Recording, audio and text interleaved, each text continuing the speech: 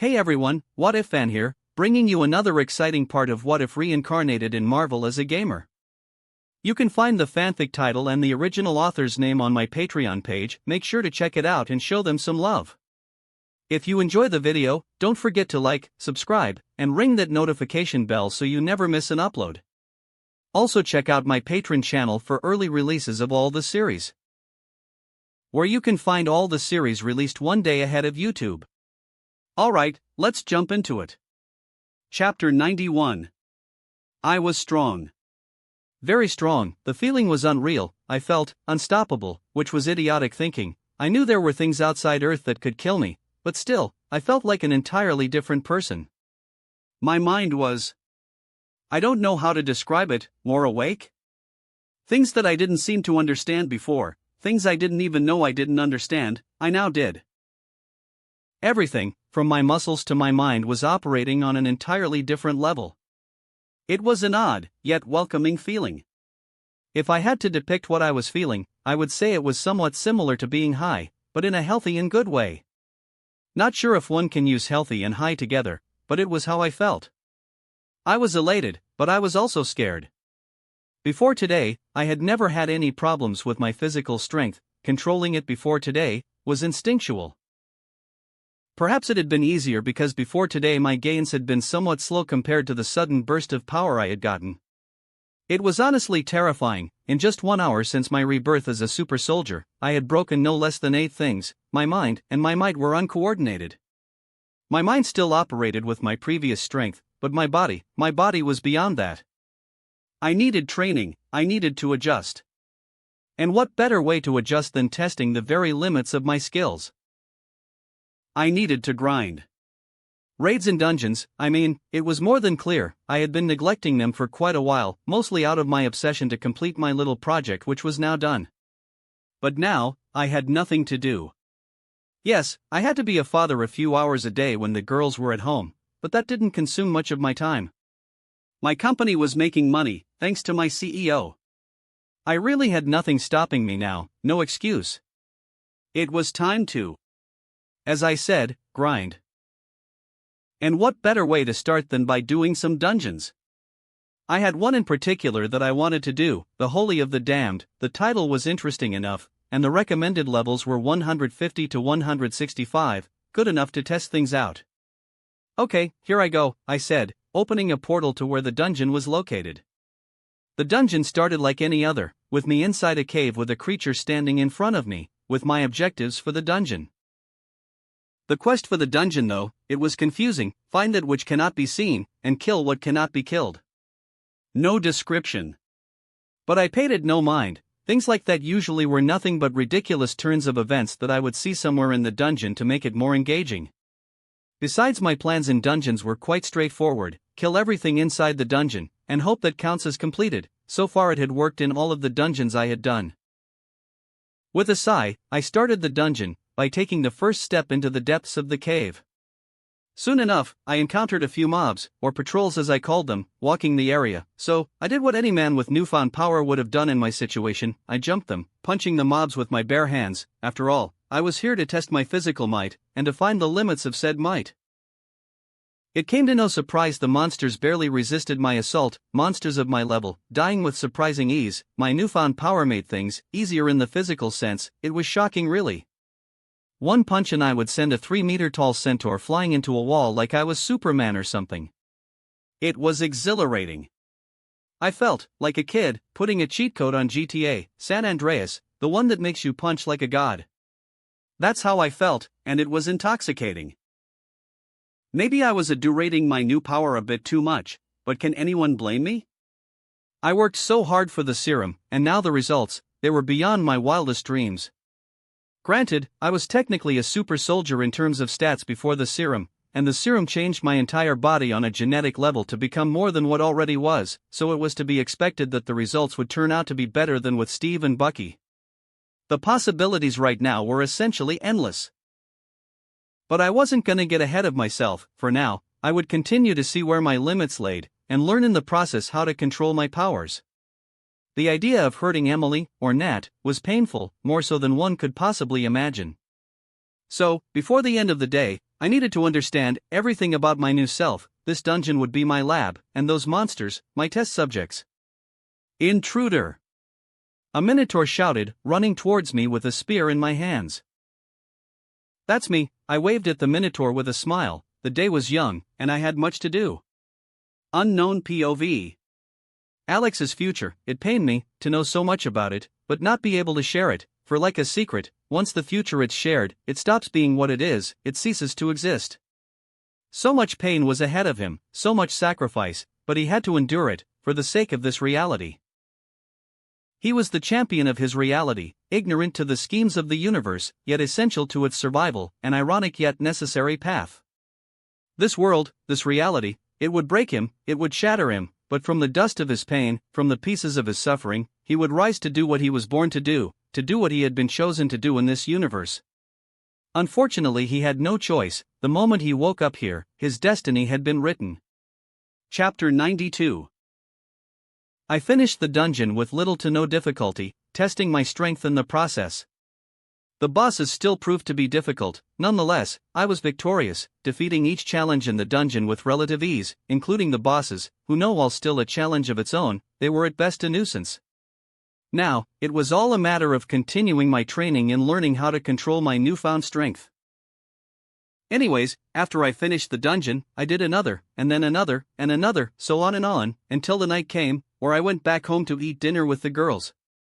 As expected, Nat asked if I had taken magical steroids, to which I laughed. I mean, in a way, she was right. After all, what other explanation to me getting 30 pounds of muscle mass overnight could there be? As for Emily, she just shrugged it off as something normal, which, to be honest, considering the things she sees on a daily basis with the Ancient One, it's to be expected. Bucky, however, was mad that I had ruined his metal arm with a visible dent. Well, he wasn't mad, more like annoyed his arm was not in pristine conditions, so I did what a friend with money and resources would have done. I started a new project, just for him. Project, new arm 'cause I am sorry. I had enough vibranium and adamantium to forge him an arm, one that would never break down, but why stop there? Why not give him an upgrade? I mean, having an indestructible arm was good and all, but what if the arm had some gadgets on it? Like, I don't know, a very powerful inbuilt taser? Or, I don't know, retractable finger claws? I mean, anything I added would effectively make his arm better by a long shot. So, I started to work on it after dinner. First, I took his arm off, which sounds terrible without context. Then, using his Hydra arm, I made some schematics by reverse engineering the arm. Then, I made a template of what I wanted, discussing it with Bucky. I mean, it was his arm I was making, after all. Eventually, I had the list of things he wanted on his arm alongside the list of things I wanted to add besides his requests, and so, with both lists at hand, I started to work. 3 days later, the arm was complete.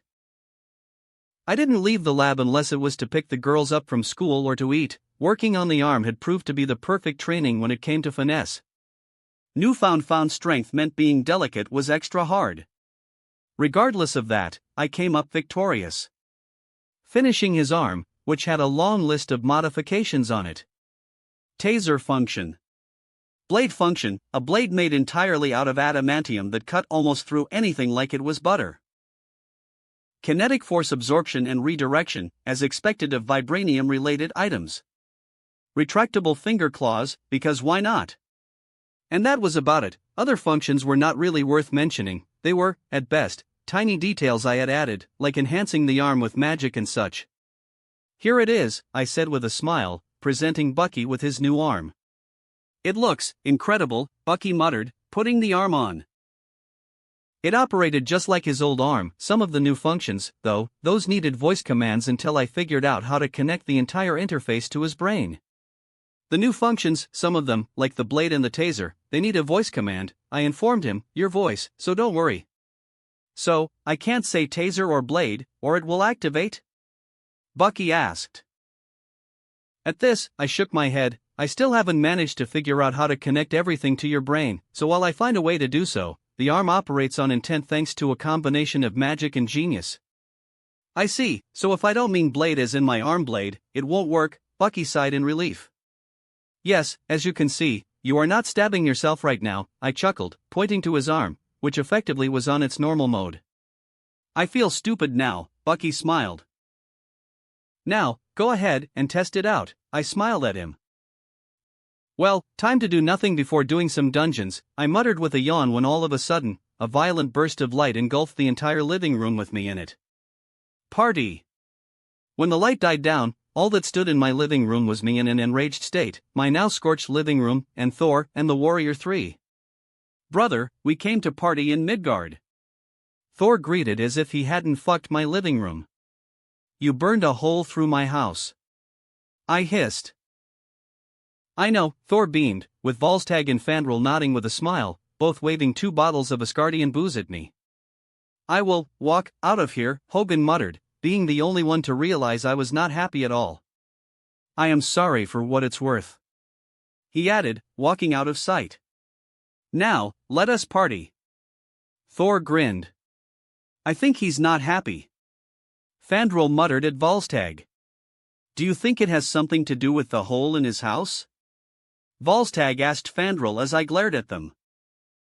Maybe, but that would be silly, Fandral scoffed.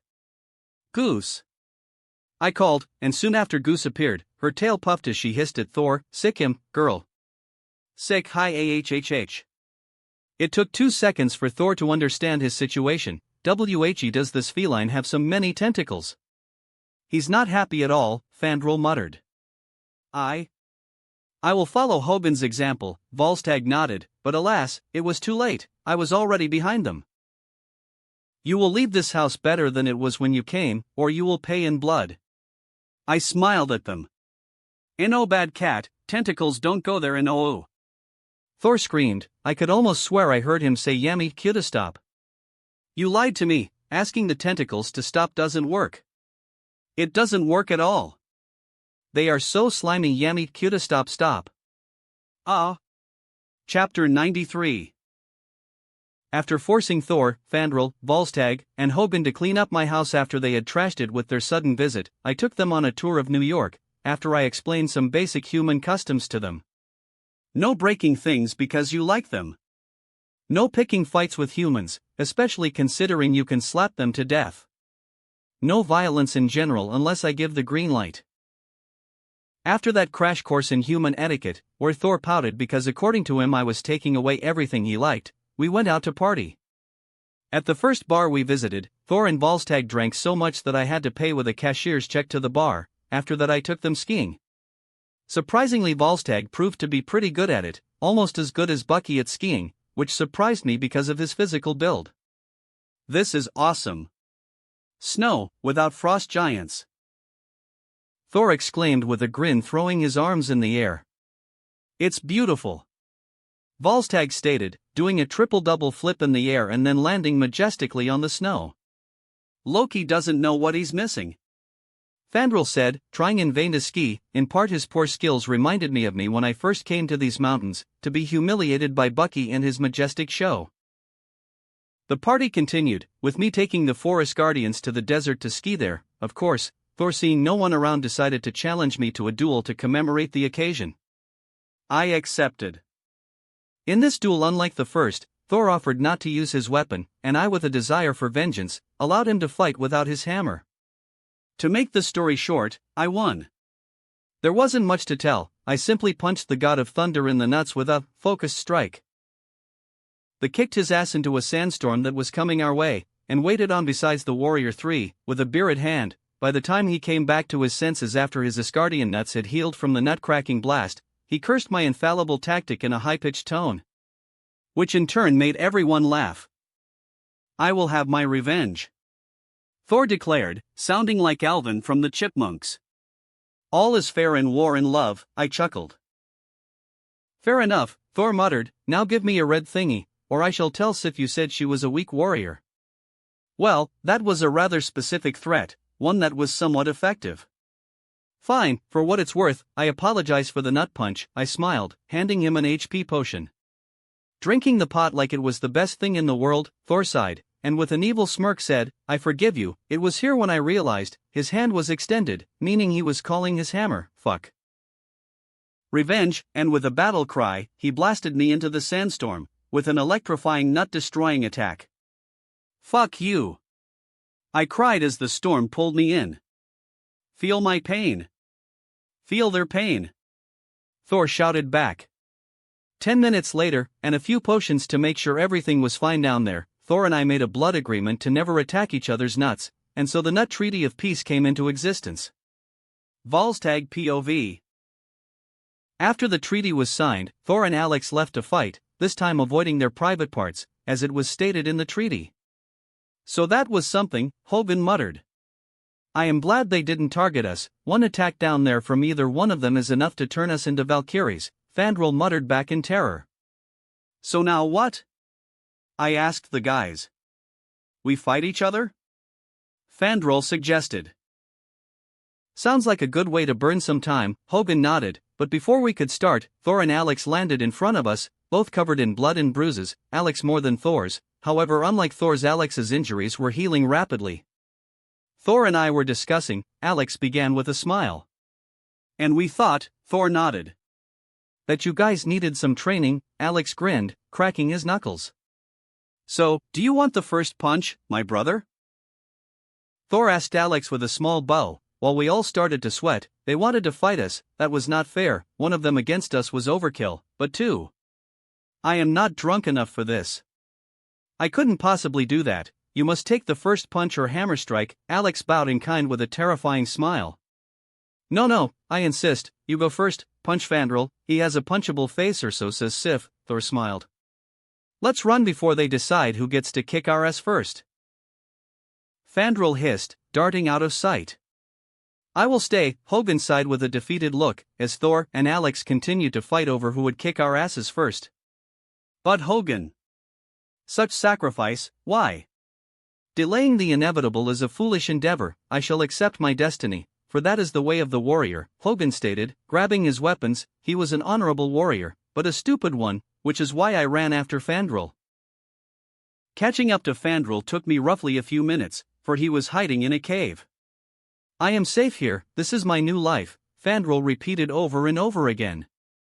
When all of the sudden, a flying projectile entered the cave, the projectile was no other than Hogan. I made a terrible mistake, I am now reconsidering the way of the warrior, Hogan muttered in a weak voice before he passed out. Aha! Fandral screamed like a girl pointing behind me. What in? Ah! I joined in his screams. Here's his Thor. Thor greeted us with a smile. Alex said that was a human funny reference, so how was it? Funny? I answered with uncertainty. It was hilarious, Thor, I heard Alex chuckle as he came into view. Well, I am a god, meaning I excel at everything, Thor nodded with a proud smile, as Fandral tried to dig his way out of the cave. So, it's my turn, right? Alex asked, cracking his neck. Indeed, Thor nodded. Please not the face, everything but the face. Fandral shouted, and so, our party in Midgard turned into a training session with two overpowered maniacs. In the end, Hogan was right, we ran for nothing. Chapter 94. Chaka POV. Ulysses Klaus had been captured, and the vibranium he had stolen, had ironically been stolen.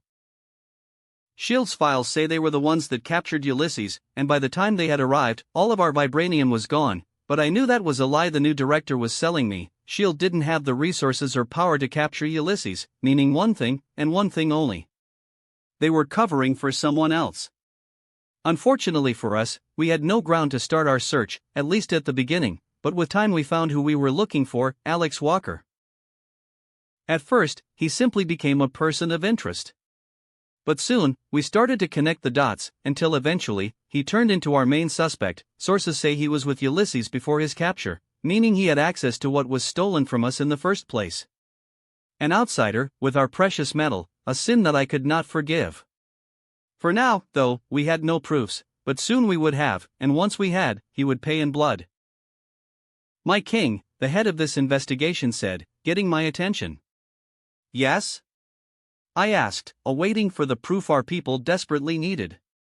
The subject was last seen with 4 other men going into a bar. After that, he disappeared out of sight, but the readings we got on him confirm our suspicions, my king. he has been working with vibranium, so it has been settled, he was our new target, the one using what was not his to use. Thanks for this confirmation, he would die, for only in death he would pay for what he has done. What do we do now? A soldier asked. We hunt. In reality, I really didn't want to kill him, he was a father, just like me, but he had wronged Wakanda by taking what was not his, and here that was paid with blood. Alex POV. 3 days after our party, the Warrior 3 left, leaving Thor on Earth, who wanted to stay for a bit, to bond with his adopted nieces, Natasha and Emily, as according to him, a blood brother was like any other brother, meaning he was their mighty uncle. Yes, little one, I am indeed stronger than your father, Thor laughed in a cocky manner. Daddy is the strongest. Emily shot back with a glare. She's adorable, Thor ignored her glare, ruffling her hair. So, can you tell me again, how did you befriend a Nordic god who seems to have room temperature IQ? Bucky asked with one of his looks, the one that said, I am done with this shit. I teleported into his world, I replied. I see, Bucky nodded, he's the oldest in this room, and behaves like a teenager, he added with a sigh. He will get better, I chuckled. Hi there, second mightiest uncle, Thor greeted Bucky who seemed to be on the verge of punching the Norse god. I heard from Alex you are a warrior of great power. I am, Bucky replied, glaring at Thor. Don't worry Bucks, we love you more, Nat winked at him, as she jumped onto the couch to watch TV, making Bucky smile. For now. Thor grinned, I shall win this uncle battle, in the uncle arena, or die trying. So? I prepare the funeral then? Bucky asked with a smile that made me smile. He was certainly confident the girls would pick him, always, which was true. I like that spirit, human. Thor replied, as always oblivious to Bucky's sass. So you guys want? I stopped mid-sentence when I saw a few red dots appear on the map. They were nearing my house and would arrive in a few minutes by what I could tell. Girl, time to visit the Ancient One, I spoke with a tone that left no room for argument. On it, Emily nodded, opening a portal for her and Nat to use. Kick their asses, Nat said, as she jumped into the portal, with Emily following close behind. How many? Bucky asked. Around 20 so far, I answered, counting the red dots on the map. Enemies? Thor asked with an excited grin. I knew there was a reason for me to stay here, to battle beside you, brother. You don't have to fight with us if you don't want to, Bucky smirked. Nonsense, Thor declared, I will paint the walls I rebuilt in your house with their blood, he added with a bloodthirsty grin.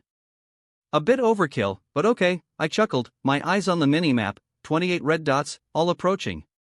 Any idea who's coming? Bucky asked, pulling a shotgun from behind the fridge.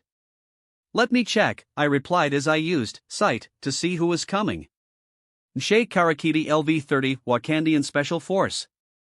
Wakanda was coming for me, which meant, they somehow figured out I stole what Ulysses had stolen. Well, ain't that kick in the ass, I guess what goes around comes around. Wakanda, I sighed. The vibranium? Bucky asked and I nodded. Well, let's open some political talks then, Bucky replied with a grin, cocking his shotgun with a single hand, as he pulled an assault rifle under Goose's litter box. You have weapons everywhere? I asked with a chuckle. Yes, Bucky nodded, I have 40 guns in your room alone, which is the room with fewer weapons in the house. Well, that was not something I expected, or I did, but not on this scale. Humans and their puny weapons, Thor chuckled, all one needs to break some spines, and crush some skulls is this, he showed his hammer with pride, with this, you can actually feel their life fading away. I think you like fighting a bit too much, I rolled my eyes. So, how much time do we have? Bucky asked. Enough to relocate the fight out of my house, God knows I am tired of shit breaking around, I replied, signaling the two to follow me. Huzzah! Thor grinned, following me without a question. Sure, but it's not like you can't buy 1,000 houses like this one, Bucky chuckled. Yes I know, but not because I can, I will do it, I shot back with a chuckle of my own. Chapter 95. I relocated the upcoming battle to an abandoned warehouse I had just bought right around the corner as the Wakandian forces arrived. As expected, they followed us like ants to a picnic and now all that was left to do was wait. Don't kill them, I told Thor and Bucky, who both glanced at me in a confused manner. They are hunting you, and you want to let them live? Bucky asked, his eyes glancing around the abandoned building. Is that wise? No, it's not wise, but I don't want Wakanda to hunt me down for all of eternity, I replied, watching the red dots approach closer and closer as our conversation continued. If I kill them, it would eventually lead to me having to destroy their country, and that is something I don't want to do. Such a merciful outlook, I do not share it, but I will respect it, Thor smiled, his eyes beaming with sheer excitement. No lethal force then, Bucky sighed, his eyes weary. They're here, I announced, the red dots finally surrounding us. I am ready, Thor exclaimed, grinning. Alex Walker, I heard someone say in an enraged tone. That someone was no other than the current king of Wakanda, T'Chaka the Black Panther, T'Chaka the Black Panther LV-110. Hello, I greeted, turning around to face the man. The king was wearing his panther suit that covered him from head to toe. This is not how I wanted to meet with you. You stole what was ours, T'Chaka barked, baring his claws at me. You chose this path. I looked at the panther, and then at my companions who were waiting for my command, a surprising sight considering Thor was here. I stole from Ulysses. I admitted, there was no point in denying it. Then let us end this, pay for your crimes to Wakanda, and this will be over. He wanted me to accept his punishment, he wanted me to accept death, how foolish of him. No, I shook my head, giving the signal to Thor and Bucky to take care of the others around the building, for the king was mine to defeat. I gave you an easy way out, now you will face death like a warrior, the king growled. I won't say that what I did was not morally wrong, I replied, but I have things to do, enemies to face, and daughters to raise. If death is the only way I can repay Wakanda, then I will never pay for my crimes, leaving me with no other choice but to commit even more crimes against your nation. Alex Walker, a father of two, as a father I can sympathize with you, but as a king, I have killed for less, the panther replied. Today, one of us dies. I chuckled, looking at the panther as he approached me. No one will die today, of that, I will make sure. We'll see, the panther roared, leaping towards me. I won, I declared, stopping the king mid-flight with my telekinesis. Telekinesis, the skill that allowed me to levitate without resistance many things, and enemies if they were at least 40 levels beneath me, which was the case with the panther.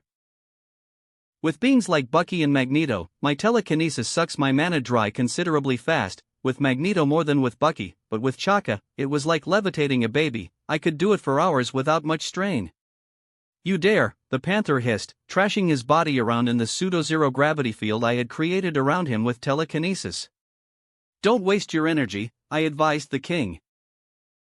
Killing me won't change a thing, our people won't stop until you pay for your crimes, the panther replied, in a tone that said he was accepting defeat.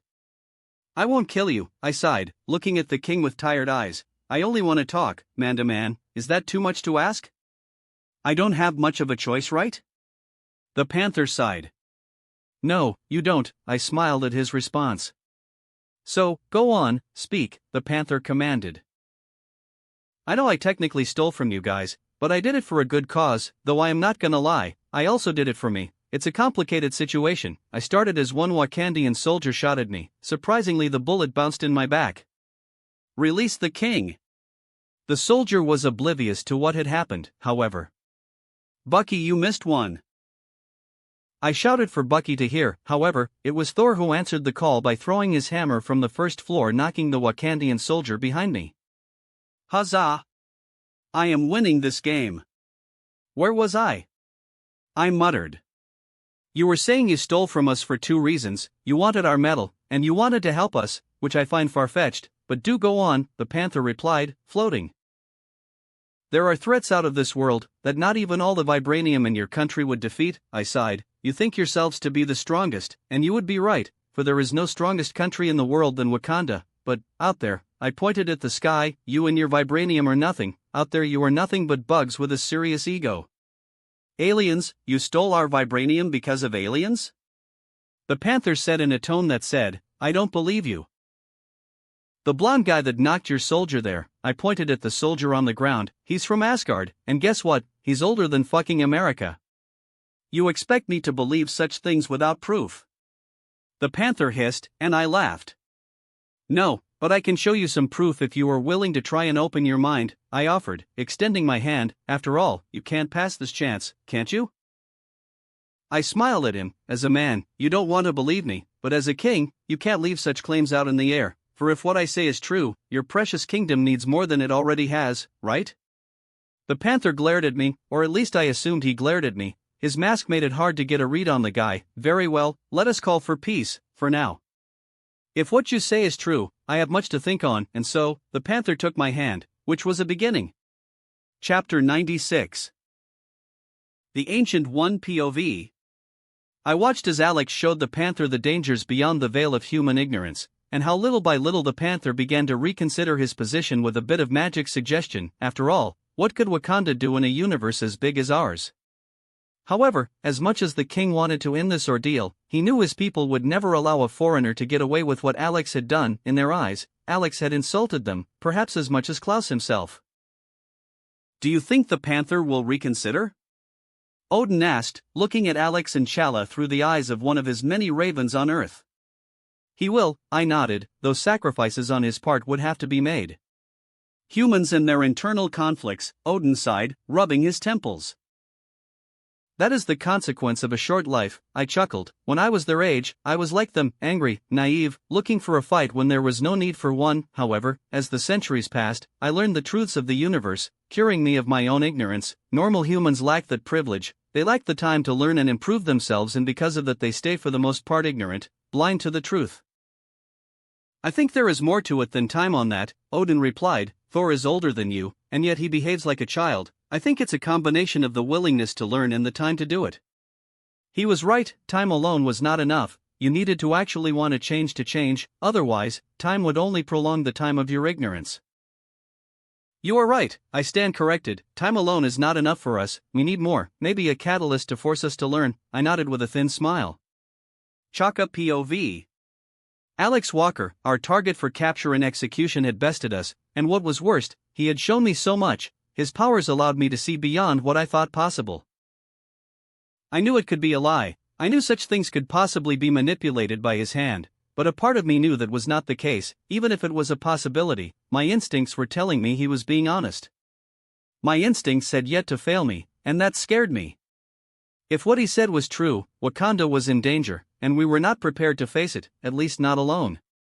But making an alliance with him was easier said than done.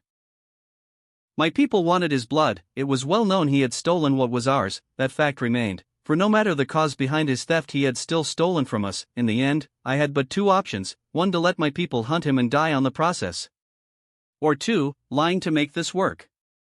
One path would kill my people, and the other my principles. I guess the real question was, what was more important? My people, or my personal beliefs? What will we do, husband? Ramonda asked, her tone soft, bringing me out of my head. It was astonishing really, how every time I looked at her, I would fall in love all over again. Her eyes, her soft skin, her touch. We will get who we first wanted, I replied, making my decision. Between my beliefs and my people, I would always choose my people, my children, my wife. If allying myself with Alex would bring more strength to Wakanda, then perhaps it was time to make an exception. In a way, I wasn't lying. I always said I would keep Wakanda close to the world, but Alex was technically Asgardian according to the Norse god of thunder, so in a way, I was opening Wakanda to another world, not the one I swore to keep away. But what will the council say? Ramonda inquired in a worried tone. It pained me to hear her voice like that, my queen worrying for me. She was to be happy, I promised her that, and yet here I am failing. I will lie, I sighed. Vibranium is not originally from Earth. I will simply say he got his vibranium from outer space. After all, Alex has means of transport to travel the stars. It is not a bad lie. My beautiful wife sighed. It could work, the elders would still complain, but with this, they would have no base to demand his head.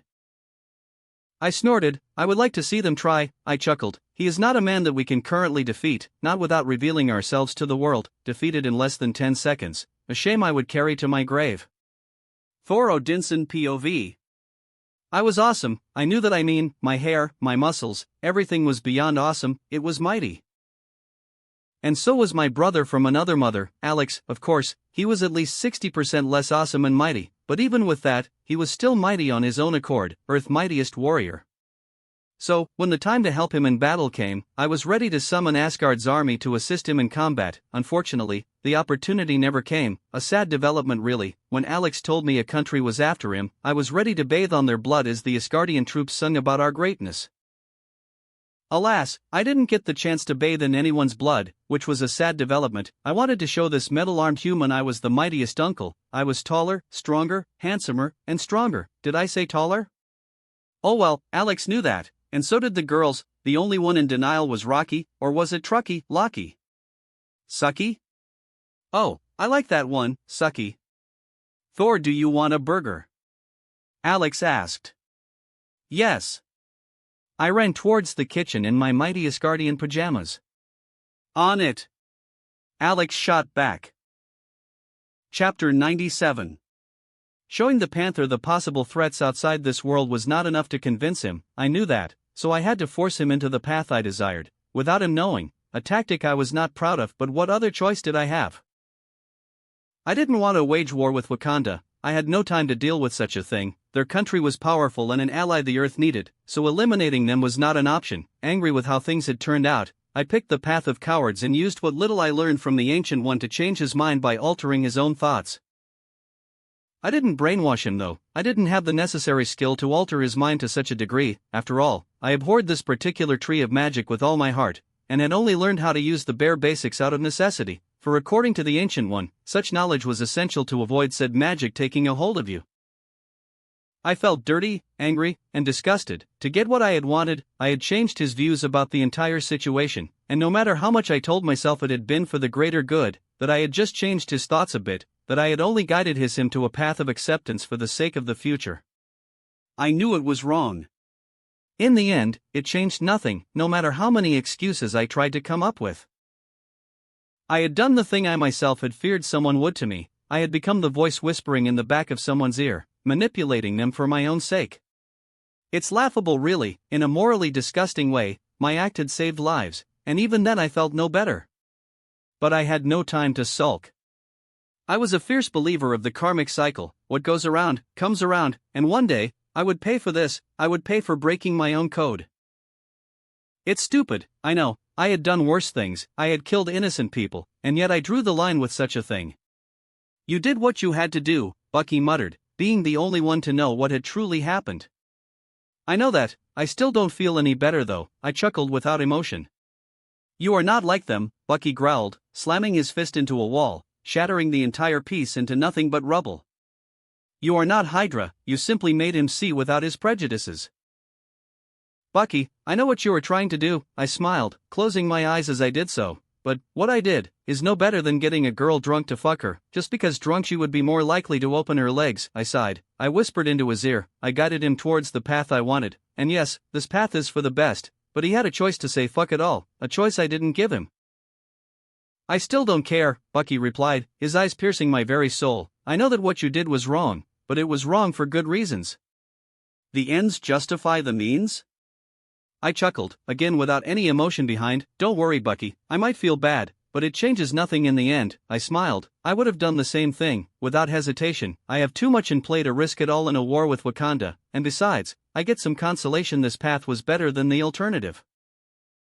Alternative? Bucky asked.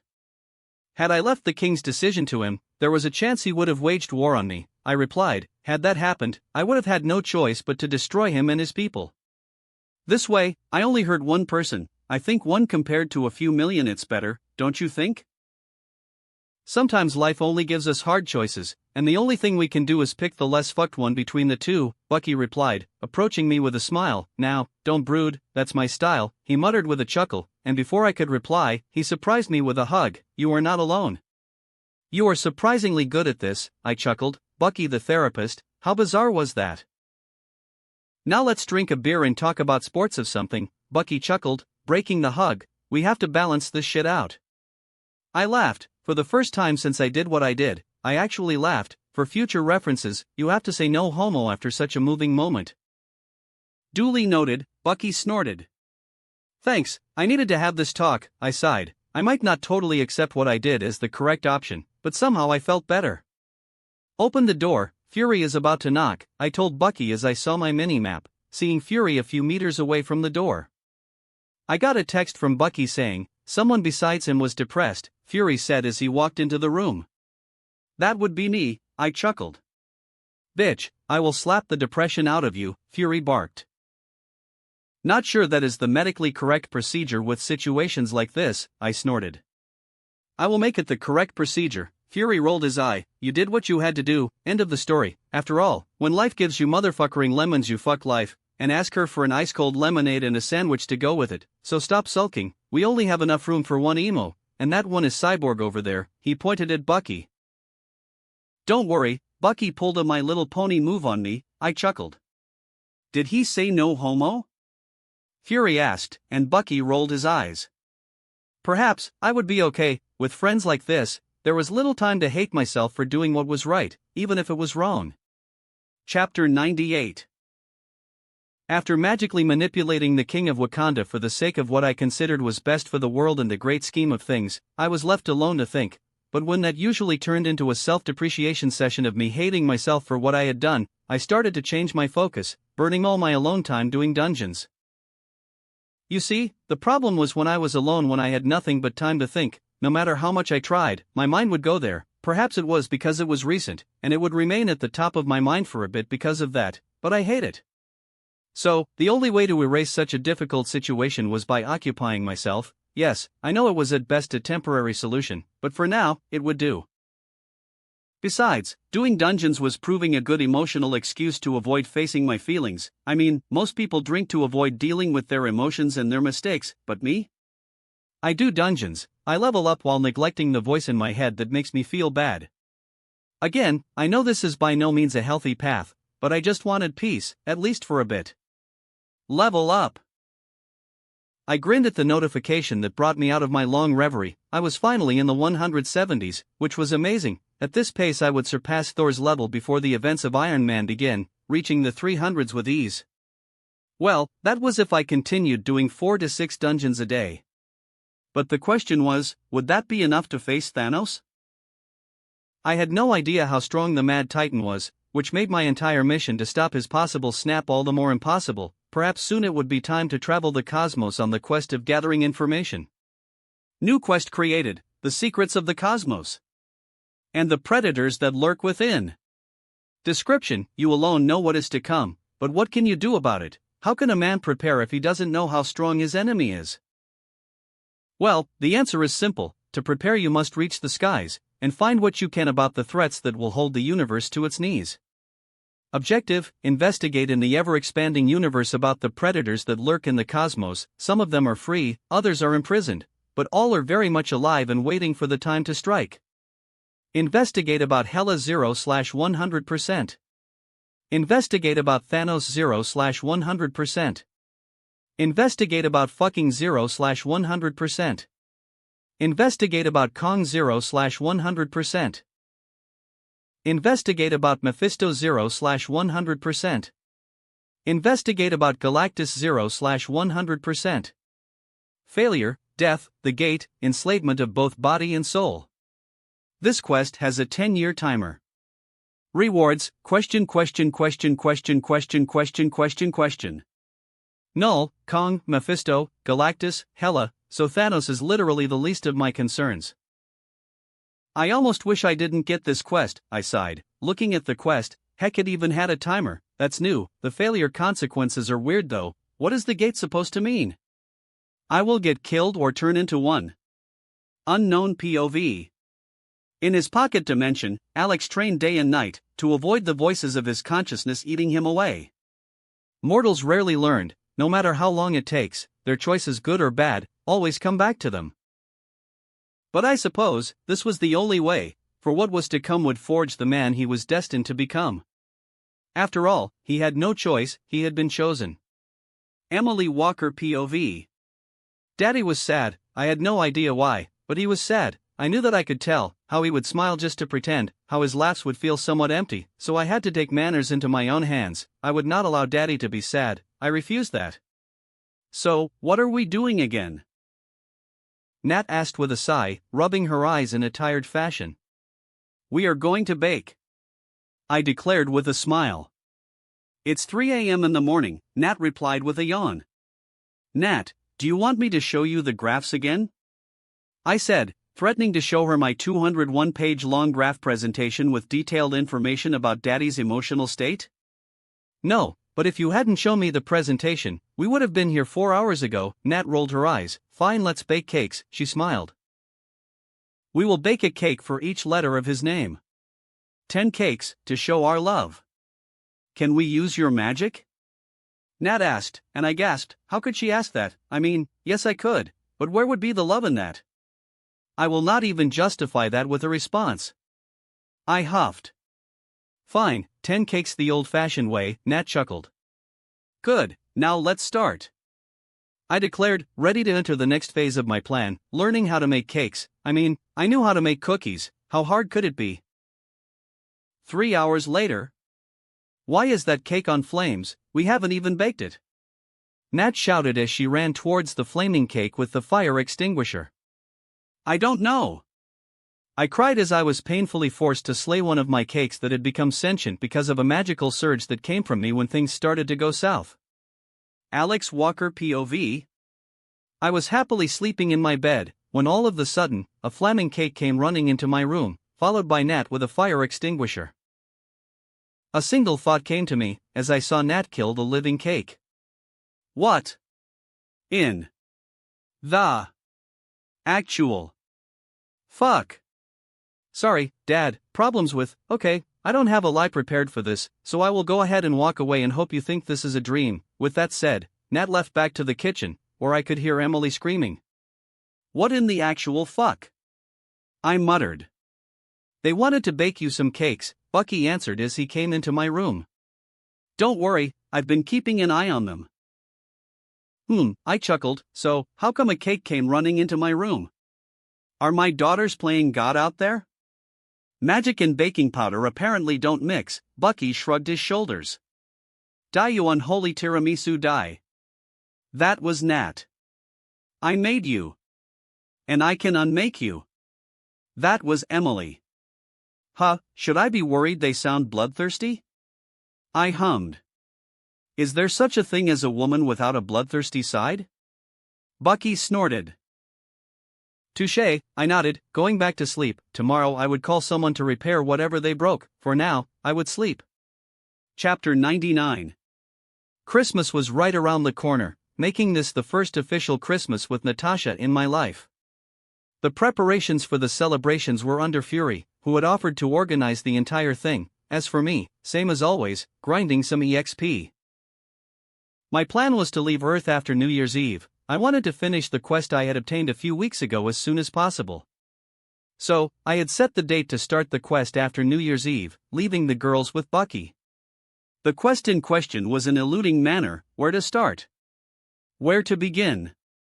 The quest in questions was hard, for in it there were beings I had to investigate that I had no idea about. Yes, I had read about Null and Kong, but very little. My knowledge about them was very lacking in substance, meaning finding information about them was a matter I had no idea how to tackle with. Perhaps the Ancient One would know where to begin. You seem distressed, that voice, the Ancient One, God I hate it when she does that, I should put a bell on her. Can you for once use the door? I asked with a sigh, as I turned around to face her. Where's is the fun in that? The Ancient One smiled a mischievous smile. I hate you sometimes, I sighed again, rolling my eyes at her. Ignoring my annoyance, the Ancient One approached, taking a seat in front of me with a chair she made out of magic. So, what has you distressed, my friend? What do you know about Null? I asked. It was worth the shot. You are treading in dangerous waters. The Ancient's one tone got suddenly dark and borderline scary. For the first time since I had met her, she sounded angry, and maybe scared. If you don't want to answer, I can understand, I replied after I recovered from my initial shock. The Ancient One stared at me, her eyes showing a turmoil of emotions when suddenly she said, I don't know much about Null, Odin would know more, but what I know is that he is something you don't want to mess with, he is the end of things, and the bringer of darkness, a being with no remorse, only hate. I see, I nodded. You already knew that, the Ancient One muttered. I looked at her, seeing her surprised expression set in. You truly are an anomaly, the Ancient One sighed with a faint smile. You know things beyond your years. I wonder, just who truly are you, Mr. Walker? I eyed her and chuckled. A man trying not to die? I offered. Ha, I suppose that is true, the Ancient One giggled at my response. Tell me something, is this new interest of yours a danger to our existence? No, I shook my head, I just know that there are threats out there that we need to prepare. I suppose we are more similar than I originally thought, the Ancient One smiled, handing me a book she apparat from out of nowhere. Learn the spells this book holds. Once you have mastered this book and its contents, come back to me, you will then find the answers you seek, for you will venture where even I haven't dared to. I eyed the book, Book of Cagliostro, then I turned my attention back to the Ancient One. Thanks. Don't thank me yet, Mr. Walker, for this path you are taking could very well kill you, and then you would curse me for helping you. With that said, she teleported out of the room, leaving me with the Book of Cagliostro. Odin Borson POV. I eyed Yao as she teleported back into her office, where I was waiting for her. You sure want to do that? Yao turned and chuckled. He will find his answers one way or another, why not help him? I chuckled. I suppose that is one way to tackle a situation, but for you to give that stone? I never thought I'd see the day.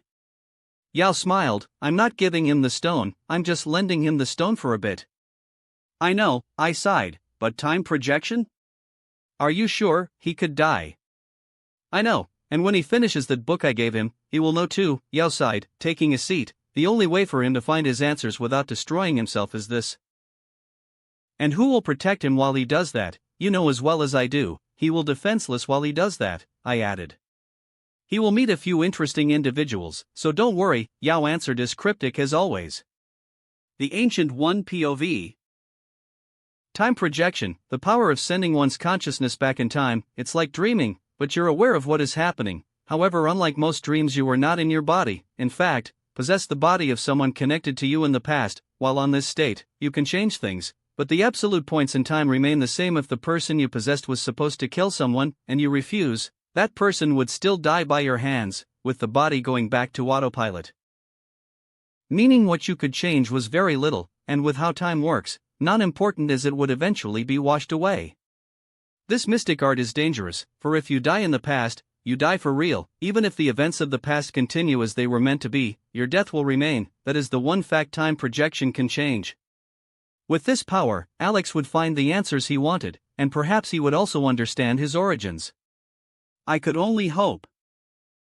I wonder how will he react when he finds out. He has familiar ties in this universe he once called foreign. I could only wait for his reaction.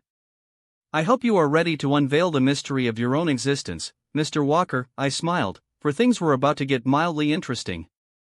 Chapter 100. After the Ancient One left, I opened the book she had given me with curiosity. After all, why would the Book of Cagliostro answer all of my questions? Page by page, I started to understand what she had meant by the book would answer all of my questions. The book spoke of theories, spells never fully finished that would in theory allow me to witness the past itself. But the spells themselves needed two things, a magical catalyst and a theoretical point to cast the spell. The theoretical point was nothing more than a location connected to the event you wished to witness, according to the book. The magical catalyst, well, apparently you had but one of two options, reaching a level of mana never seen before, or have something connected to the flow of time itself. In this case, the time stone. But why would the Ancient One give me the book if she will never allow me to get the stone? Unless she intends to make an exception. Shaking my head, I continued to read the book, with the 10 following pages elaborating in depth about the dangers these spells had. Apparently, this was not time travel purse, it was more like my dungeons, meaning the time stone alongside the spells would create a pocket dimension to live up the point in time you wanted to see, leaving your physical body in a meditative state, while your astral form would take hold of an NPC that belonged to the story, one that alongside the pocket dimension had been created for the sole purpose of filling every little box. It basically operated like my dungeons, but with more narrative and such. Also, unlike my dungeons, here I would not be me, I would simply be commanding an NPC, and here laid the danger of this. If I died there, I would die for real. My powers would be limited to what the story wanted me to have, meaning if the NPC had the power of a human, I would be fucked. Now, this would be okay, if like my dungeons I had the option to escape, but that was not the case. With this time-dimensional adventure, I had no other choice but to live the movie, from start to finish, and survive.